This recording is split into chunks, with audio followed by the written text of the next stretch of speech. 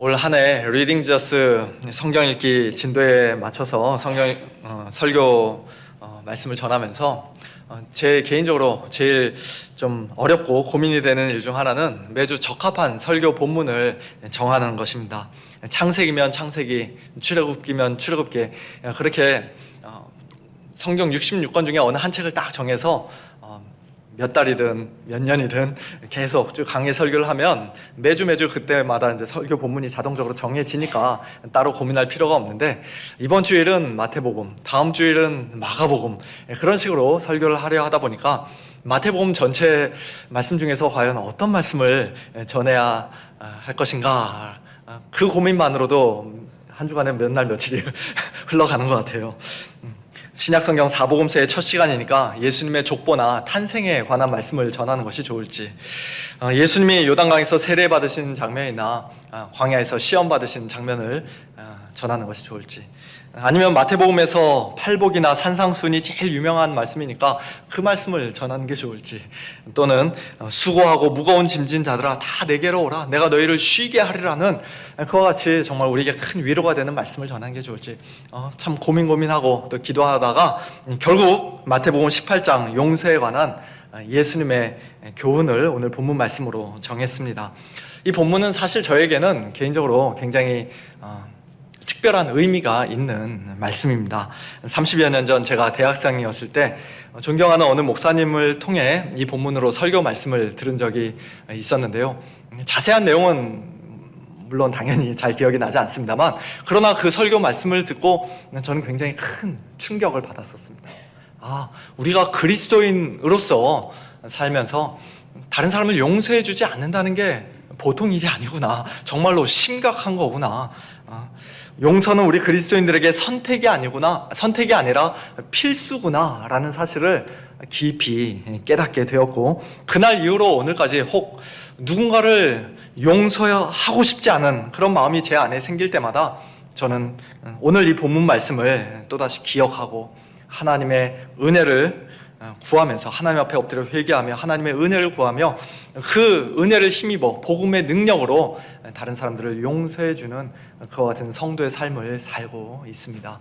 혹 오늘 우리 성도님들 중에도 누군가를 도저히 용서하지 못하고 계시는 분들, 이러면 안 되는데 라고 속으로는 생각하지만 그러나 마음으로부터 정말 그 사람이 용서가 도저히 안 되시는 분들 만일 계시다면, 오늘 이 말씀을 통해 이제 다른 사람을 기꺼이 용서하며 살아가는 참된 자유와 기쁨과 능력을 날마다 맛보고 풍성히 누리실 수 있게 되기를 예수님의 이름으로 축원합니다.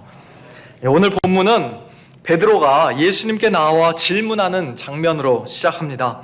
주여, 형제가 내게 죄를 범하면 몇 번이나 용서하여 주리이까? 7번까지 하오리이까? 베드로의 이 질문을 통해서 우리는 먼저 용서의 대상이 누구인지, 그리고 용서해 줘야 할 죄가 무엇인지에 대해 알 수 있습니다. 용서의 대상은 나의 형제이고, 내가 용서해 줘야 할 그 죄는 그 사람이 내게 개인적으로 범한 죄입니다. 즉, 오늘 본문에서의 용서는 이 세상 모든 사람과 모든 죄에 대한 말씀이 아니라는 사실이에요. 형제가 신약 성경의 용어로 하자면 그리스도 안에서의 한 형제 자매가, 동료 그리스도인이 내게 무엇인가를 잘못하고 죄를 범했을 때 과연 몇 번까지 용서해 줘야 하는가를 베드로는 예수님께 여쭤본 것입니다. 요즘 미국 뉴스를 보면 마치 무정부 상태인 것처럼 느껴질 때가 있는데요. 사람들이 얼굴에 복면을 쓰고 수십 명씩 우르르 상점에 들어가서 명품 가방이나 시계나 신발이나 고가의 전자제품들을 막 훔치고 도망가도 사람들이 그냥 지켜만 보고 있습니다. 그들을 굳이 잡으려 하지 않습니다. 그런 사람들이 잡힌다 하더라도 그 정도의 절도죄 가지고는 처벌도 받지 않고 그냥 금방 풀려난다고 그렇게 들었습니다. 정말로 그런지는 모르겠지만, 그러나 그런 것들은 국민의 생명과 재산을 안전하게 보호해줘야 할 의무가 있는 국가와 공권력이 제 할 일을 지금 제대로 못하고 있는 것이지 결코 용서라고 말할 수 없는 것이죠. 그것은 용서가 아닙니다. 또 엊그제는 일본 관동 대지진 100주년이 되는 날이었는데요.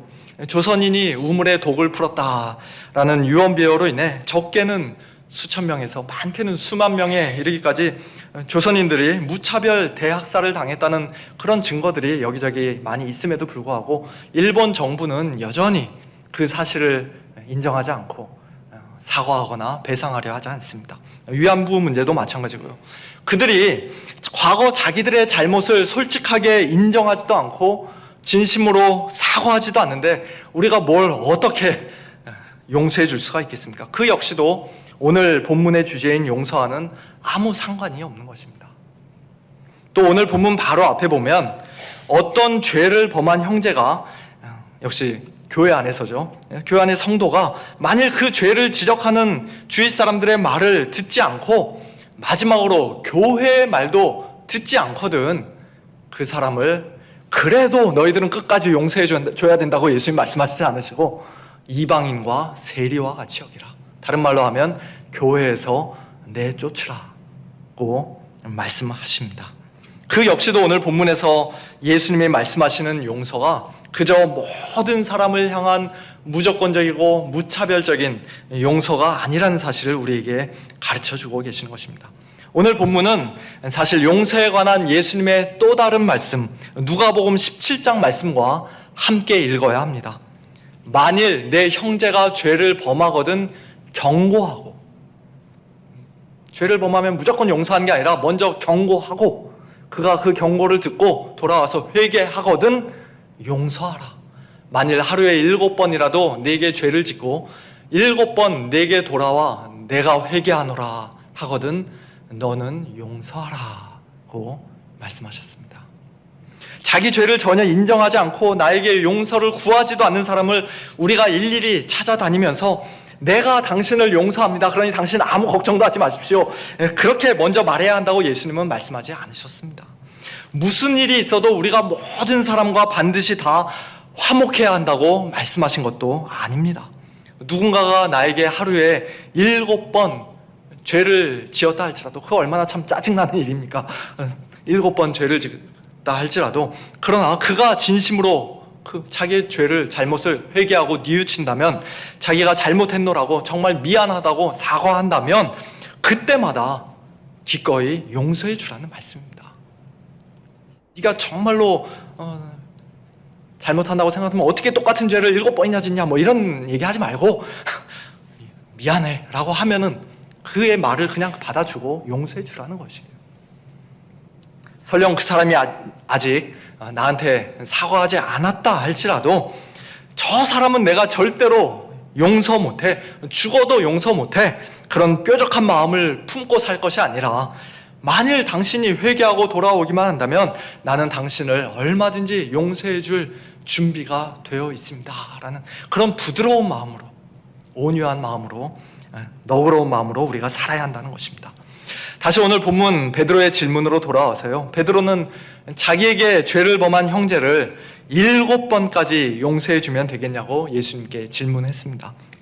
그 당시 유대 랍비인들은 3번까지 용서해 주면 그것으로 충분하다고 가르쳤는데요, 그에 비하면 베드로는 상당히 너그러운 마음의 소유자였습니다. 그는 아마 속으로 예수님의 칭찬을 은근히 기대하며 이 질문을 했었을 것입니다. 그러나 예수님의 대답은 굉장히 충격적입니다. 7번뿐 아니라 7번을 70번까지라도 할지니라. 7번을 70번까지라도 라는 이 표현은 7749, 490번 이 될 수도 있고 또는 몇몇 영어 성경들처럼 77번이라고 번역할 수도 있는 말입니다. 그러나 490번이든 77번이든 그 본질적인 의미는 똑같지요. 무제한적으로 용서해 주라는 것입니다. 1번 용서해 주고 2번 용서해 주고 그렇게 용서해 줄 때마다 내가 지금까지 몇 번이나 용서해 줬는가 세보려고 하지 말고 491번째, 78번째 되면은 이제는 더 이상 용서 못해 그렇게 하지 말고 아예 세지도 말고 계속해서 끊임없이 무제한적으로 용서해 주라는 말씀입니다. 예수님의 말씀이 충격적인 이유는 이처럼 그 용서의 무제한적인 횟수 때문만은 아닙니다. 용서해 주는 우리의 마음 자세에 대해서도 예수님은 마지막 35절에서 아주 충격적인 말씀을 하시는데요. 우리의 용서는 마음으로부터 하는 용서, 즉 진정한 용서가 되어야 한다고 말씀하십니다. 저희 아이들이 이제는 다 커서 둘이 티격태격 싸울 일이 없습니다만, 남자아이들이라 그런지 어렸을 때는 둘이서 뭐 이런저런 일들로 자주 싸웠던 것 같아요. 지금 생각해보면 형이 잘못을 했든 동생이 잘못했든 어쨌든 간에 둘이 싸우면은 저는 아빠로서 아이들을 이제 화해시키기 위해 종종 이런 말을 하곤 했습니다. 서로 미안하다고 말해. 둘이 악수해, 손잡아, 허그해. 그러면은 잘못한 아이는 그래 미안해라고 쉽게 할 수 있지만, 자기가 잘못했다고 생각하지 않은 아이는 너무 억울하고 분해서 입이 이만큼 나와가지고는 정말 어쩔 수 없이 I'm sorry 미안해 이렇게 기어가는 목소리로, 아주 불만에 찬 목소리로 그렇게 아이들이 이야기를 했었습니다. 우리가 형제를 용서해 주는 것은 그런 식의 마지못해 하는 용서, 억지로 하는 용서, 그저 말로만 하는 용서가 아니라는 것이에요. 나에게 범죄한 그 형제를, 동료, 성도를 불쌍히 여기는 가운데 마음으로부터 하는 용서해야 한다고 우리 주님께서는 말씀하십니다. 우리가 그처럼 마음으로부터 용서하는 것이, 형제를 불쌍히 여기는 것이 마땅하다라고 말씀하십니다. 큰 칭찬을 받을 만한 대단한 일이 아니라, 인격이 굉장히 훌륭하고 아주 성숙한 사람들만 할 수 있는 일이 아니라, 하나님께 불쌍히 여김을 받은 성도들이라면, 참된 성도들이라면 그게 너무나도 마땅한 일이다, 당연한 일이다. 그렇지 않고 형제를 용서해 주지 않는 것은 완전히 말도 안 되는 일이다, 도저히 있을 수 없는 일이다, 지극히 악한 일이다 라고 말씀하십니다. 그와 같은 충격적인 말씀을 예수님은 한 가지 생생한 비유를 통해 우리에게 가르쳐 주시는데요. 그 비유는 그러므로 천국은 그 종들과 결산하려 하던 어떤 임금과 같으니라는 말씀으로 시작합니다. 왕이신 하나님께서 그 종들과 결산하는 모습을 통해, 특별히 왕이 10,000달란트 빚진 종을 값없이 용서해주고 완전히 탕감해 주시는 모습을 통해, 또한 그렇게 용서받은 종은 이제 다른 동료 종을 마땅히 용서해줘야 한다는 말씀을 통해, 천국은, 하나님의 나라는 무엇보다도 용서가 일상이 되는 나라요, 가장 중요한 특징이 되는 나라라고 지금 말씀하고 계시는 것이에요. 비유의 내용은 우리 성도님들 이미 다 잘 알고 계실 테니 간단하게 살펴보도록 하겠습니다.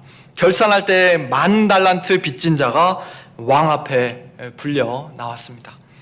그 당시에 만이라는 단어는 사람이 셀 수 있는 가장 큰 숫자의 단위였고, 달란트라는 말은 가장 큰 화폐의 단위였기 때문에 10,000달란트라는 말 자체가 도저히 셀 수 없는 아주 어마어마한 금액의 돈을 의미했습니다. 굳이 오늘날로 환산해서 따지자면 일반 직장인들이 겨우 몇십 년 정도 일해서 벌 수 있는 돈이 아니라 수십만 년을 일해도 벌 수 없는 그런 돈입니다. 그런 엄청난 빚을 이 종이 갚을 수 없는 게 당연하죠. 어떻게 하다 그런 어마어마한 빚을 졌는지 모르겠지만 갚을 수가 없습니다. 그의 몸과 그의 아내와 자식들과 모든 소유를 다 팔아서 갚으라고 왕이 명령했지만, 이것저것 다 판다 하더라도 아마 많아야 한두 달란트, 겨우 몇 달란트에 불과했을 것입니다. 절대절명의 위기 상황에 처한 그 종이 할 수 있는 일이라고는 그저 왕 앞에 엎드려 절하며 내게 참으소서 다 갚으리이다 라고 말하는 것 뿐이었습니다. 그런데 내가 다 갚겠다라는 말이 솔직히 말이 안 되지 않습니까? 왕이 얼마나 더 기다려주고 얼마나 더 시간을 주면은 그가 10,000달란트의 빚을 다 갚을 수가 있겠습니까? 그런 날은 절대로 오지 않을 것입니다. 그는 자기 자신의 힘으로는 그 빚을 도저히 갚을 수 없는 사람임에도 불구하고 조금만 더 참아달라고, 자기가 반드시 다 갚겠노라고 말합니다. 자기가 얼마나 큰 빚을 지고 있는지 아직 제대로 잘 깨닫지 못하고 있는 것 같아요. 파악하지 못하고 있는 것 같습니다.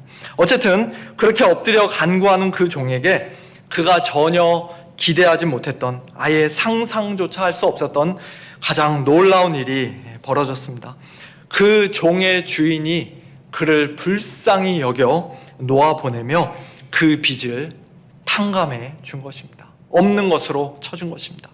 한 30년 시간을 더 줄 테니, 무이자로 해줄 테니 그때까지는 무슨 일이 있어도 다 갚아야 한다, 꼭 갚아야 한다라고 말하며 풀어줬어도 이 종이 지금 말할 수 없는 은혜를 왕에게 입었다고 생각할 텐데, 그러나 10,000달란트 되는 그 어마어마한 빚을, 모든 빚을 주인이 단번에 완전히 다 탕감해 주겠다는 것입니다. 어떻게 그런 일이 있을 수가 있습니까? 이 종이 주인에게 뭔가 잘 보였나요? 아주 감동적인 말로, 아주 논리적인 말로 주인을 잘 설득했습니까? 그렇지 않죠.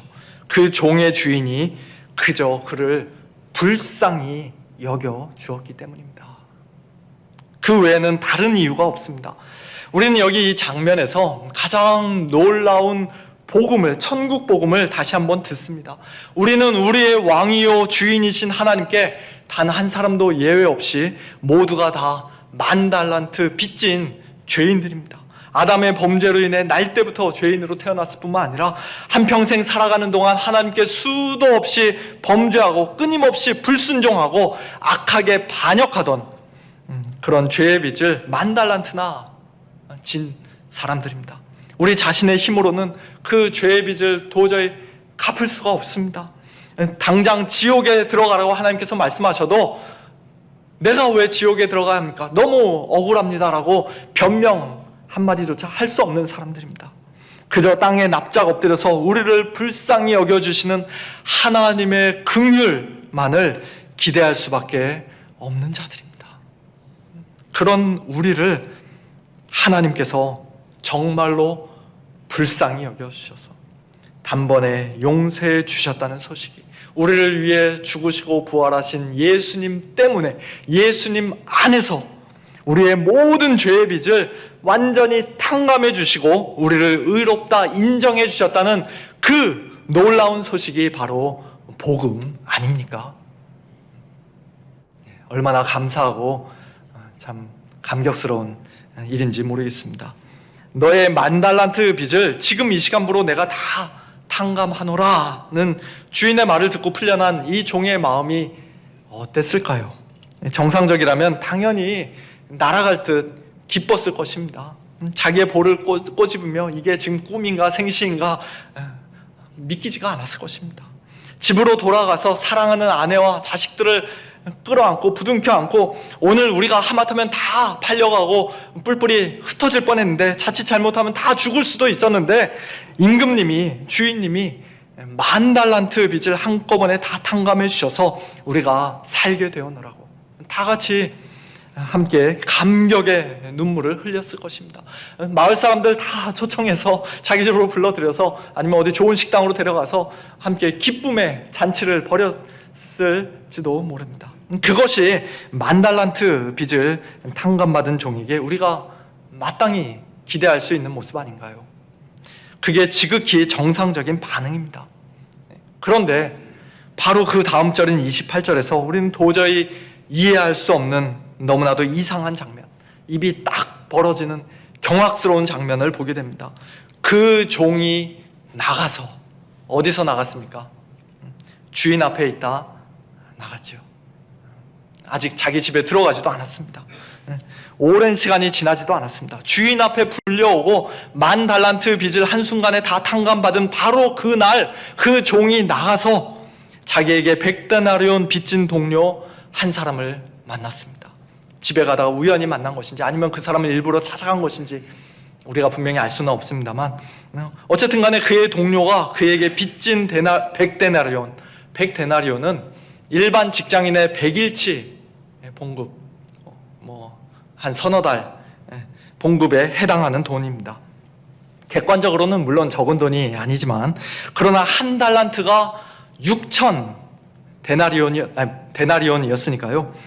100데나리온은 그가 방금 전에 완전히 탕감받았던 1만 달란트에 비하면 정말 겨우 껌값에 불과한 돈입니다. 한 1, 2년 정도 기다려주면 그 동료가 얼마든지 갚을 수 있는 돈이고요. 또 지금 같은 상황에서는 아예 받지 않는 것이 더 자연스러워 보이는 돈입니다. 내가 방금 전 주인님께 10,000달란트 빚을 탕감받았는데 당신이 나에게 빚진 100데나리온, 이제 그거 안 갚아도 괜찮습니다. 당신이 나에게 진 그 빚을 나도 기꺼이 기쁘게 탕감해 주겠습니다. 당연히 그렇게 말할 수밖에 없는 상황인데, 놀랍게도 그는 자기 동료 종을 붙들어 그의 멱살을 잡고 목을 조릅니다. 당장 빚을 갚으라고 독촉합니다. 그 동료가 자기 앞에 엎드려 절하며 나에게 참아주소서 갚으리이다. 방금 전에 자기가 주인 앞에서 했던 말과 거의 똑같은 말을 하며 간구해도, 정말 미안하다고, 내가 잘못했노라고 사과해도 그는 들은 척도 하지 않고 허락하지 아니하고 그의 빚을 갚도록 옥에다가 가둬 버립니다. 사랑하는 성도 여러분, 지금 이 상황이 이해가 되십니까? 사람이 어떻게 이럴 수가 있을까요? 이것은 단순히 그가 돈에 너무 욕심이 많아서 생긴 일이라고 할 수가 없습니다. 그런 문제가 아닌 것 같아요. 시간이 너무 많이 지나 일찍이 주인에게 받았던 은혜를 벌써 까맣게 잊어버려서 생긴 일도 아닙니다. 그보다 훨씬 더 근본적인 문제가 그에게는 있었는데요. 주인이 크게 노하여서 이 사람을 악한 종이라고 부르고 또 10,000달란트 빚을 다 갚도록 그를 옥졸들에게 넘기는 오늘 본문의 마지막 장면을 볼 때에, 이 사람은 비록 복음을 귀로 듣기는 했지만 실제로는 그 복음을 참되게 믿은 사람이 아니었던 것이 분명합니다.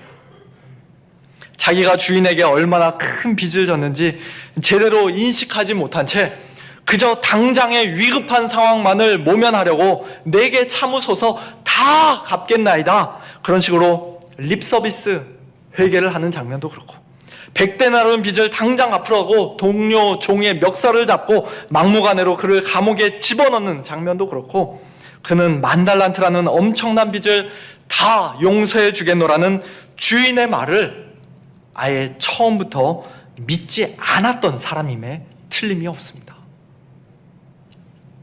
세상에 어느 누가 수백억, 수천억 달러의 빚을 하루아침에 그냥 없던 것으로 해주겠습니까? 그런 일은 절대로 있을 수 없다고 그는 생각했던 것이에요. 내가 방금 전에는 다행히 감옥에 갇히지 않고 죽임당하지 않고 왕 앞에서 일단 풀려나긴 했지만, 그러나 만일 왕이 갑자기 그 마음을 바꿔서 당장 빚을 갚으라고 다시 말하면 어떻게 하나, 그런 생각으로 그는 두려움과 불안에 벌벌 떨었을지도 모릅니다. 그래서 할 수 있는 대로, 기회가 주어지는 대로 그 10,000달란트 빚 갚을 돈을 어떻게든 조금이나마 마련해 보려고, 갚는 신용이라도 한번 해보려고, 최대한 성의라도 보여보려고 이 동료에게서 100데나리온, 저 동료에게서 50데나리온, 또 저 사람에게는 또 10데나리온, 빚진 사람들 다 찾아가서 끌어당겨 그들의 목을 잡으며 당장 빚을 갚으라고 그런 식으로 독촉하는 삶을 살았던 것은 아닐까요? 그렇지 않고서는 이 사람의 이런 말도 안 되는 행동을 저는 도저히 이해할 수가 없습니다. 우리가 예수님의 비유의 말씀을 해석할 때 너무 깊이 그 안에까지, 비유가 말씀하지 않는 것까지 막 깊이 파고드는 것이 사실 그렇게 바람직한 것은 아닙니다만, 그러나 이 사람이 왜 이런 행동을 했을까라는 생각을 할 때 그나마 그게 가장 좀 있을 법한 설명이 아닌가 싶습니다. 한마디로 이 종은 10,000달란트의 빚을 전부 탕감해 주겠다고 말하는 자기 주인이 왕이신 하나님이 얼마나 좋으신 분인지, 얼마나 은혜로우신 분인지 처음부터 아예 믿지 않았던 것이에요. 하나님께서 그를 불쌍히 여겨주시고 그의 죄를 다 용서해 주셨다는 복음을 귀로 듣기는 했지만, 머리로는 그 내용을 잘 알고 있기는 하지만, 그러나 실제로는 그 복음을 진심으로 믿지 않고 하나님을 참되게 신뢰하지 않았던 사람이라고 할 수 있습니다. 오늘날로 치자면 그리스도인이라는 이름을 가지고 교회에 오랫동안 다니고 나름대로 열심히 신앙생활을 하기도 했지만, 그러나 자기에게 죄를 범한 형제를 절대로 용서해 주지 않고 동료 그리스도인의 멱살을 잡아 흔들며 감옥에까지 집어넣는 그런 무자비한 행동을 서슴지 않고 하는 것을 보니, 그는 처음부터 하나님 앞에서 온전한 회개를 한 적이 없는 사람이요, 복음을 참되게 믿은 적이 없는 사람이라는 사실을 스스로 분명히 증거한 것입니다. 하나님의 용서하시는 은혜가 우리 성도들의 돌같이 딱딱한 마음, 완악한 마음을 깨뜨리고 굳어버려진 그 마음을 부드럽게 녹이며 완전히 새롭게 하는 그 흔적이, 은혜의 흔적이 그에게 전혀 없는 것을 보니, 그는 하나님의 크신 사랑과 십자가의 은혜를 아직 알지 못하는 사람이요, 참되게 믿지 않는 사람이라고 밖에는 말할 수가 없는 것입니다. 사랑하는 성도 여러분, 우리가 그리스도인으로서 내게 죄를 범한 형제를 용서해 주지 않는다는 것, 끝까지 절대로 내가 용서해 주지 않겠노라고 마음을 굳히며 산다는 것은 이처럼 매우 심각한 일입니다. 내가 참으로 하나님의 은혜를 아는 자인가? 복음을 정말로 믿어서 구원받은 사람 맞는가?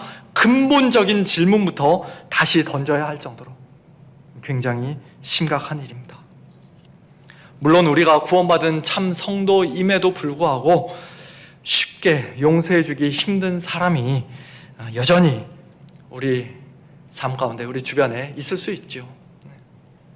저 사람이 나에게 어떤 짓을 했는데 자초지종을 다 알고 나면 목사님도 그렇게 쉽게 말하지 못할 겁니다. 내가 뭐 성인군자도 아니고 어떻게 저런 인간을 용서해 줄 수 있겠습니까? 저는 절대로 못합니다. 그렇게 말씀하고 싶으신 분이 혹시 이 자리에 계십니까? 맞습니다. 우리는 못합니다. 할 수 없습니다. 더군다나 한두 번도 아니고 7번에 70번까지 또한 형제를 불쌍히 여기며 마음으로부터 그렇게 용서해 준다는 것은 우리 힘으로는 도저히 불가능한 일입니다. 할 수 없는 일이에요. 그러나 감사하게도 우리 하나님께는 능치 못할 일이 없습니다. 하나님께서 주신 은혜를 힘입어, 복음의 능력 힘입어 우리는 이제 얼마든지 할 수 있습니다. 복음은 모든 믿는 자에게 구원을 주시는 하나님의 능력이 될 뿐만 아니라 또한 우리로 하여금 성도다운 삶을 살게 하는, 도저히 용서할 수 없었던 형제를 용서해 줄 수 있게 하는 하나님의 능력이 되는 줄로 믿습니다. 그러므로 누군가의 잘못으로 우리 마음이 상처를 입고 그 사람을 용서하기가 정말 힘들 때마다 우리는 그 사람의 잘못을 날마다 곱씹으며 깊이 묵상할 것이 아니라 다른 두 가지를 깊이 묵상해야 합니다. 하나는 내가 하나님 앞에서 얼마나 큰 빚을 지고 있는 사람인가 하는 것이고, 또 하나는 그런 나를 용서해 주신 하나님의 사랑과 은혜가 얼마나 크고 놀라운 것인가 하는 것입니다.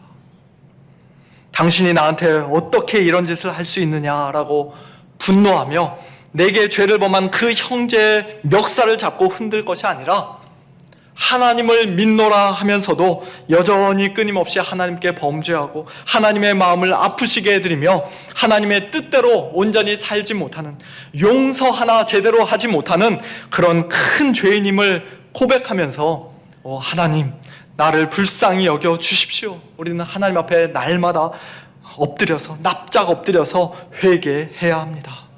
그리고 10,000달란트나 빚진 이 죄인을 예수님 안에서 아무 조건 없이 먼저 불쌍히 여겨주시고 완전히 용서해 주신 하나님을 다시금 믿음의 눈으로 바라보며 그 한없는 사랑과 은혜의 바다 속에 푹 잠겨야 합니다.